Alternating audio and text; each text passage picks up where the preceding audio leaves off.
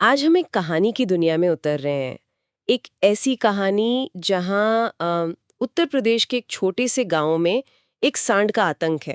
हम्म। और उस सांड का नाम है वॉरेन हेस्टिंग्स। अब ये थोड़ा अजीब लगता है ना? बिल्कुल। एक जानवर का नाम भारत के पहले गवर्नर जनरल के नाम पर क्यों? और यही सवाल देखिए इस कहानी की सारी परतों को खोलता है। हाँ, तो आज हमारे सामने उदय प्रकाश की मशहूर कहानी वॉरेन हेस्टिंग्स का सार है। और हमारी कोशिश ये समझने की है कि कैसे एक सांड, एक गरीब दलित मजदूर और उसकी भैंस की ये कहानी हमारे समाज की उन सच्चाइयों को सामने लाती है जिनसे हम अक्सर नजरें चुरा लेते हैं। सही कहा। ये कहानी सिर्फ अन्याय की नहीं है। नहीं, ये उस अन्याय के खिलाफ उठ खड़े होने की भी है। बिल्कुल। ये कहानी सतह पर जितनी सीधी दिखती है, अंदर से उतनी ही गहरी है। इसका हर किरदार, हर घटना, यहाँ तक कि जानवरों के नाम भी, वो महज नाम नहीं है। वो प्रतीक है, सिंबल है। हाँ, सिंबल हैं। और जैसा कि आपने कहा, कहानी का सबसे बड़ा प्रतीक तो खुद वॉरेन हेस्टिंग्स ही है। ये नाम कहानी की आत्मा को समझने की पहली चाबी है। तो चलिए इसी चाबी से दरवाजा खोलते हैं। कहानी के इस खलनायक से ही शुरू करते हैं। ये वॉरेन हेस्टिंग्स है कौन? तो कहानी बताती है कि ये गांव में घूमने वाला एक बहुत बड़ा, ताकतवर और लगभग सफेद रंग का सांड है। आम सांडों से बिल्कुल अलग। हाँ, इतना विशाल और इतना घमंडी कि गांव वालों को लगता है ये कोई देसी नस्ल का हो ही नहीं सकता। और इसीलिए वो उसे अंग्रेज बुलाते हैं। स्रोतों में एक लाइन है, गांव वाले कहते हैं, ये कोई देसी सांड नहीं, अंग्रेजों का खून है इसमें। जी, उसका गोरा रंग, उसके बड़े बड़े सींग और उसका बेखौफ अंदाज, सब कुछ उसे एक बाहरी, एक फौरन ताकत जैसा दिखाता है। वो सिर्फ एक जानवर नहीं है, वो एक चलता फिरता आतंक है। सही कहा।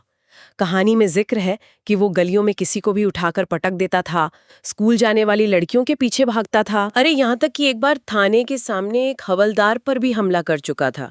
मतलब वो किसी नियम, किसी कानून को नहीं मानता। नहीं मान।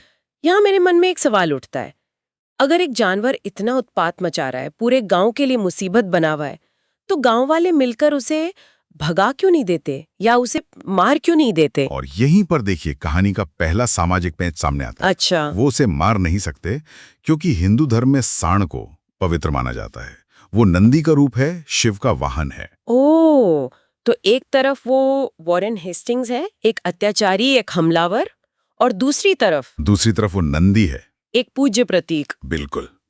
तो मतलब धर्म उसके लिए एक तरह की ढाल का काम कर रहा है। वो आतंक भी फैला रहा है और पवित्र भी बना हुआ है। वाह। और यही इस कहानी की सबसे बड़ी खूबी है।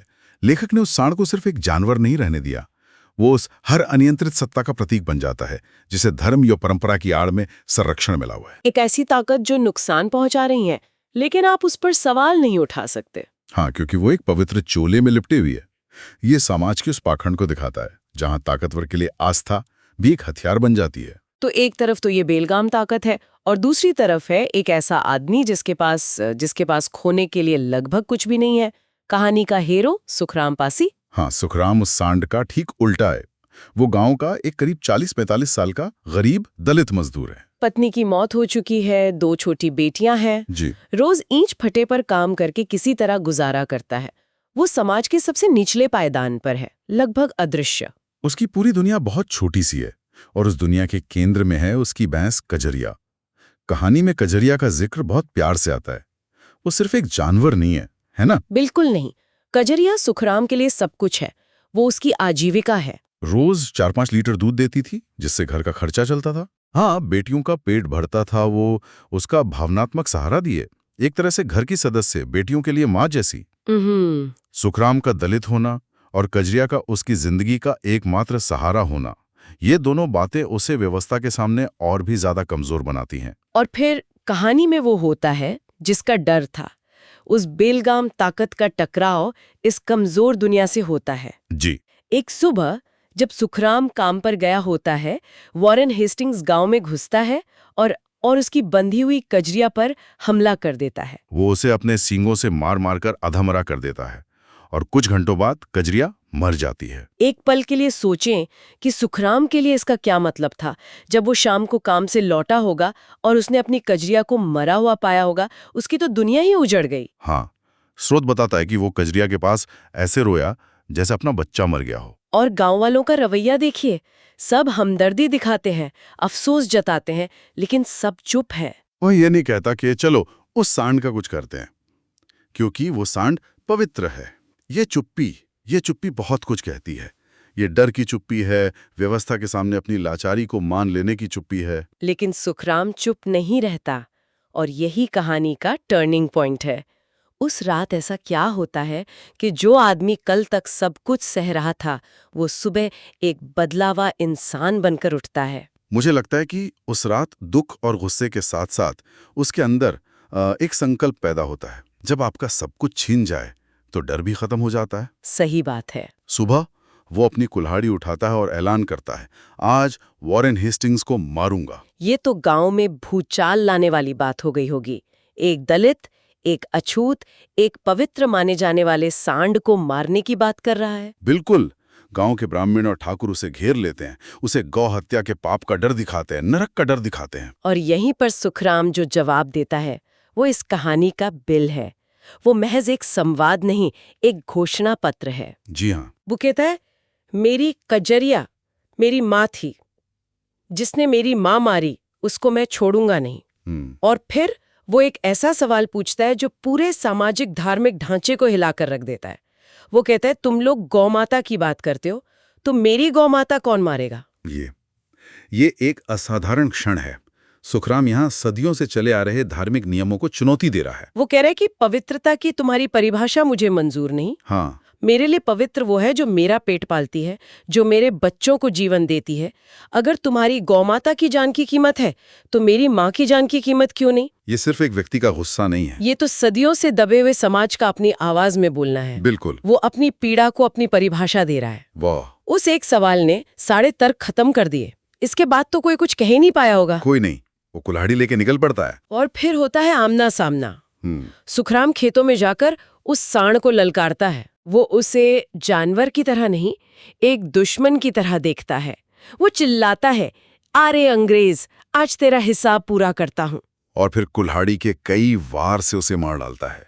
उस आतंक के प्रतीक का अंत कर देता है। लेकिन कहानी हमें बताती है कि एक प्रतीक को मारना वो जितना आसान लगता है उतना होता नहीं है। नहीं होता, क्योंकि प्रतीक को बचाने के लिए पूरी व्यवस्था खड़ी हो जाती है। और वही होता है, पुलिस आती है और सुखराम को गौ हत्या के आरोप में गिरफ्तार कर लेती है। ये बात कितनी अजीब है। हाँ, कि सांड ने एक बेगुनाह भैंस को मारा तो कोई कानून हरकत में नहीं आया, लेकिन जब सुखराम ने अपना बदला लिया तो फौरन पुलिस भी आ गई और कानून भी जाग गया। और यही समाज का असली वो पखंडी चेहरा सामने आता है।